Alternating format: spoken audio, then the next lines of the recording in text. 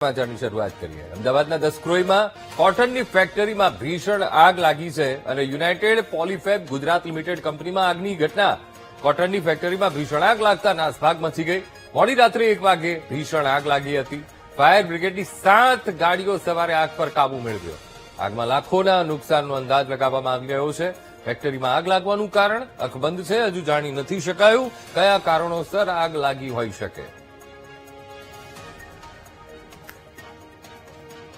ને ફાયર ફાઇટિંગનું કામ ચાલુ કરી દીધેલું અને ત્યાં વધારે ફાયરની ટીમની જરૂરિયાત હોવાથી પછી ધીરે ધીરે અમદાવાદ રિજનની જેમ કે નગરપાલિકા છે, ધોળકા નગરપાલિકા, બાવળા નગરપાલિકા, સાણંદ નગરપાલિકા, એવી રીતે તમામ અલગ અલગ નગરપાલિકાઓના ફાયર વિભાગને કોલ મળતા તુરંત જ ઘટના સ્થળ ઉપર એમની ફાયર વિભાગની ટીમ પહોંચી ગઈ હતી. એમની ટીમ સાથે અને સતત 7 થી 8 કલાક સુધી પાણીનો કન્ટિન્યુ મારો માર્યા બાદ અત્યારે આગ કંટ્રોલમાં આવી ગઈ છે અને અત્યારે કંપનીમાં કુલિંગનું કામ ચાલી રહ્યું છે.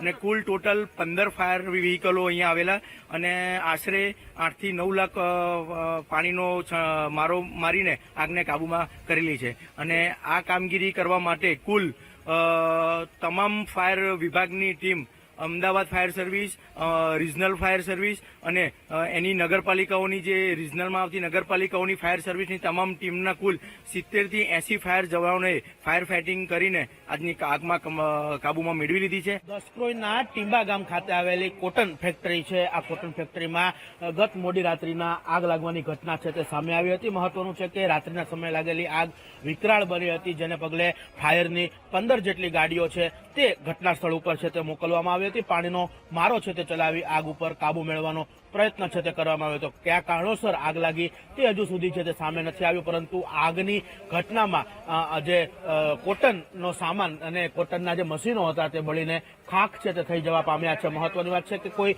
જાનહાનિના સમાચાર છે તે સામે નથી આવ્યા, પરંતુ મોટા પ્રમાણમાં નુકસાન થયું હોવાની માહિતી છે તે હાલ સામે આવી રહી છે. જે રીતની વાત કરવામાં આવે તો અમદાવાદ, દસક્રોઈ, સાણંદ સહિતના ફાયર સ્ટેશનના ફાયર જવાનો છે તે ઘટના સ્થળ ઉપર પહોંચ્યા હતા અને આગ ઉપર કાબુ મેળવવાના પ્રયત્નો છે તે કરવામાં આવ્યા હતા. સતત 5 કલાકની જહેમત બાદ છે તે આગ ઉપર છે તે કાબુ મેળવવામાં આવ્યો છે. જોકે આ આગની ઘટનામાં કોઈ જાનહાનિ છે તે થવા નથી પામી, પરંતુ લાખો રૂપિયાનો માલ સામાન છે તે બળીને ખાખ થઈ ગયો છે. હાલ ફાયર વિભાગ દ્વારા છે તે આગ ઉપર કાબુ મેળવી લેવામાં આવ્યો છે, પરંતુ જે કુલિંગ માટેની કામગીરી છે તે હાલ કરવામાં આવી રહી છે. મહત્વની વાત છે કે આગ લાગવાનું કારણ હજુ સુધી જાણી શકાયું નથી, ત્યારે હાલ ફાયર વિભાગ દ્વારા છે તે જે ફેક્ટરીની અંદર કુલિંગ માટેની કામગીરી છે તે હાલ શરૂ કરવામાં આવી છે. જે રીતના વાત કરવામાં આવે તો 5 કલાક જેટલી મહેનત બાદ આ આગ ઉપર છે તે કાબુ આવ્યો હતો.